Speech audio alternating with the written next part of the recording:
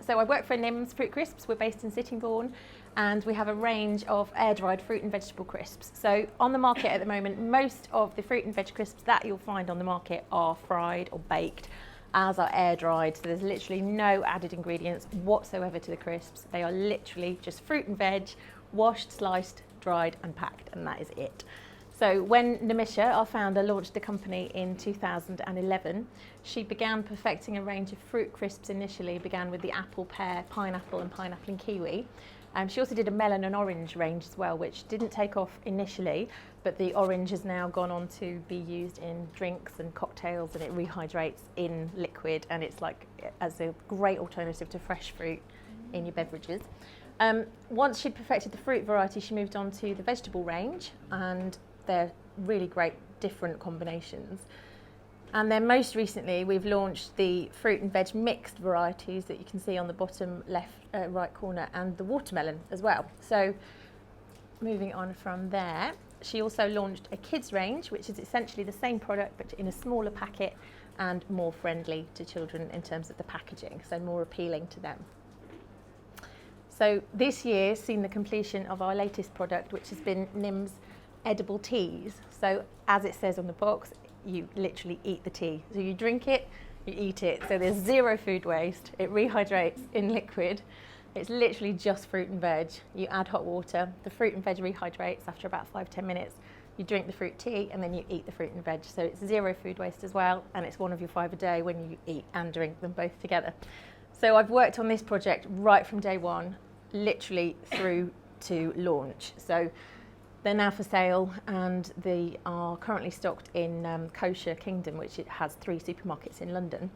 But part of the challenge for Nims has been getting everybody to understand what the products are, because when Nimisha launched the range of crisps, it was kind of a new section, a new category within the snacking industry. Not a lot of people, other than the vegetable crisps that are fried and on the market, not a lot of people knew what a fruit crisp was.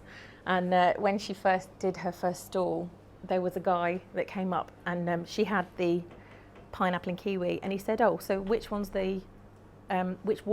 is the pineapple and kiwi?" Thinking it was a mixed product of the two, but it was actually a slice of kiwi and a slice of pineapple.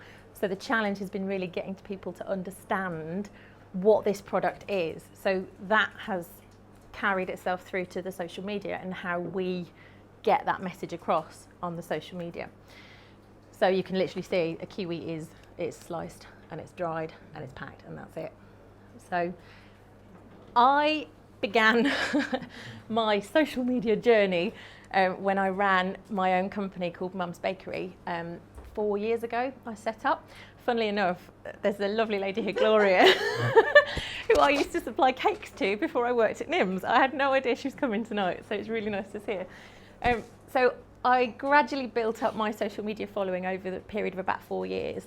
I was clueless. I am not a trained marketer. I have no marketing professional background at all. Everything I've done, I've learnt on the job, and I've learnt through what worked for me and my business. And from there, I just carry what I have learnt through to Nims. And when I went for the interview at Nims, I initially went for the marketing role. And there was another guy that was there who was also there for the marketing role, and he was just purely marketing, and I was going to go sales and marketing. 6 months down the line, he no longer worked there, and I was now doing both roles. So, and he'd had a professional background but had no idea about the workings of a small business. And because I'd built mine up from scratch and I knew what worked for us and I knew how to build my following, so over the course of the 4 years on Facebook, my following went up to about 2,300, which I know in the grand scheme of things isn't massive, but for me that was huge, because I was literally baking, advertising, ingredient shopping, invoicing, doing everything. So that I felt so proud that I'd built that up. It's still there. I've still got this following because I post about gin and dinosaurs, which I'm slightly obsessed with. So through my funny posts, I've still maintained that following. So then I went to work for Nims, and so what I found worked for me was videos. More than anything, videos were what people wanted to see. So people wanted to see the behind the scenes. They wanted to see what was happening in my kitchen, what ingredients I was using, where those ingredients had come from. And the biggest video viewing I think I had was 2.3 thousand. And for me, that was massive, you know? So I wanted to carry that through to Nims. And so I said to Nimisha, people are going to want to see what's happening in the factory. They're going to want to see the fruit coming in. They want to see, you know, the fruit being loaded off the back of the lorry. This is literally what you're eating, is what we are forklifting off, washing, slicing.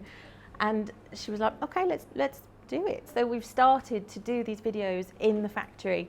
I'm going to just skip forward because there was one. Oh, I'll come to it.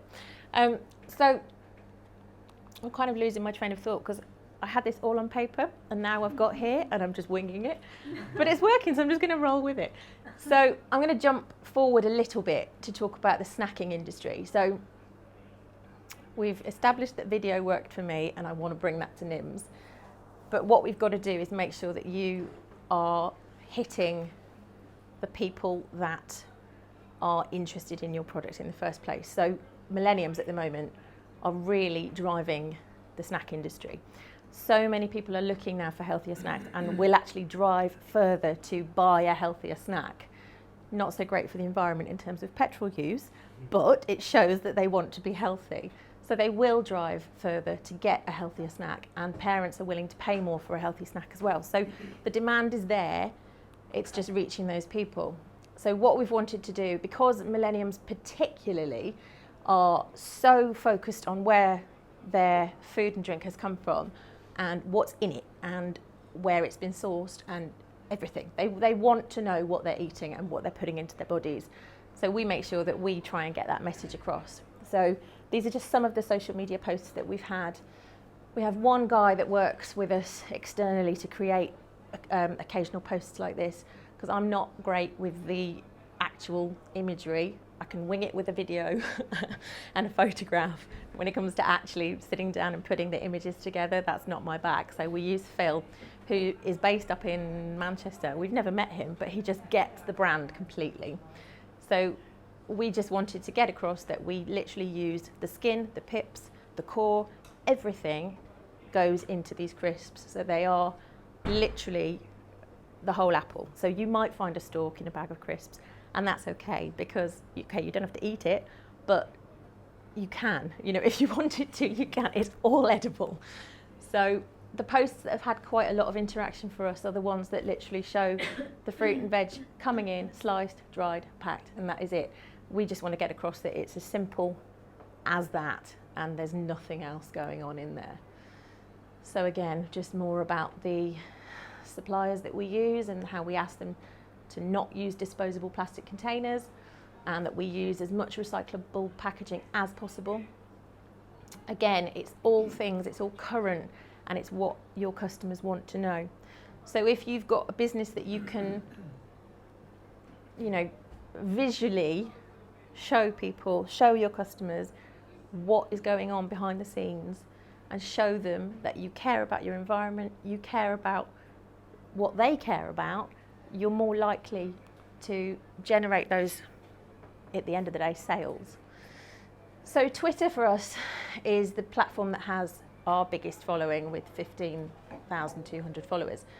But what I wanted to say to you is to not focus on the numbers.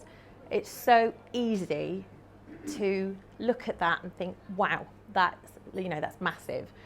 But in the grand scheme of things, it is pretty big. It's big for us. I mean, we sell maybe 20,000 packets of crisps a week.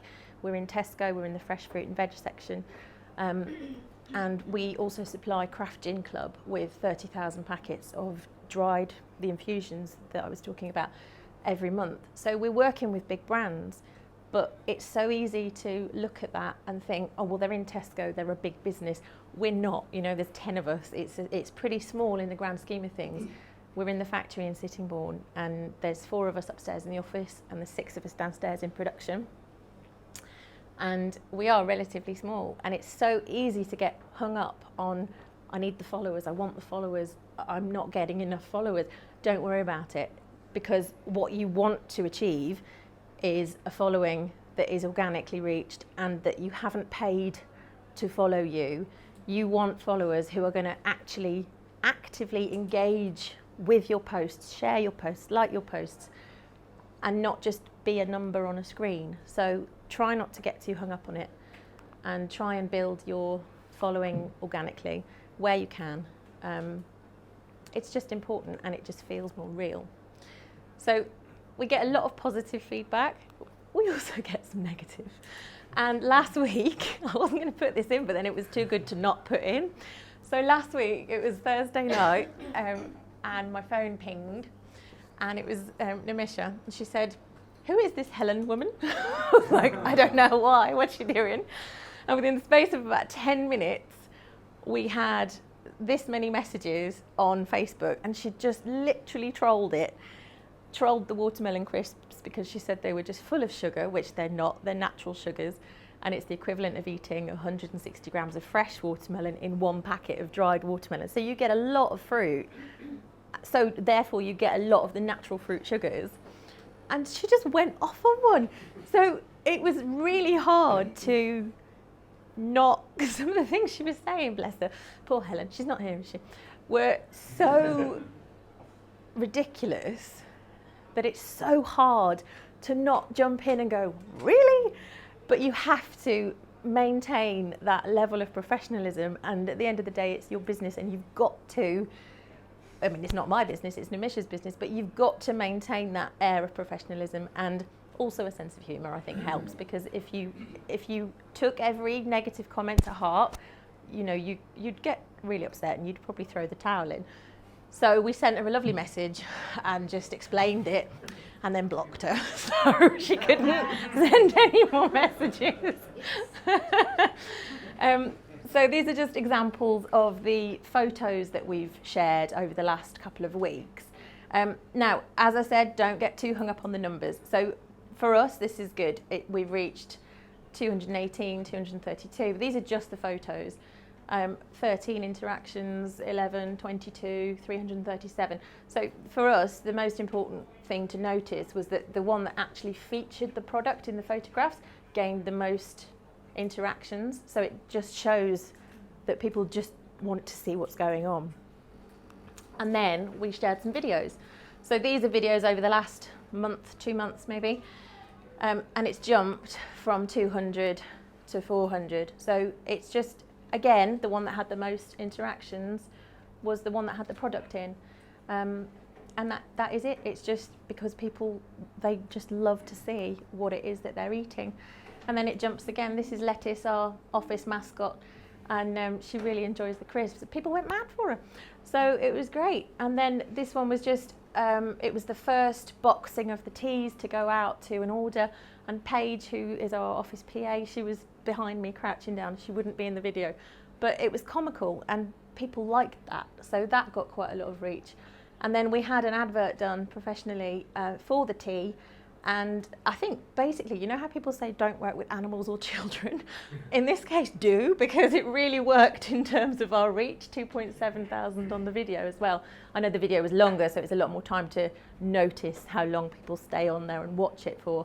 I think Google rates it by how many minutes people have watched, or so if the longer the video, the more watch you're going to get. So essentially, before you launch a new marketing campaign, think about, do you know what your customer wants from you?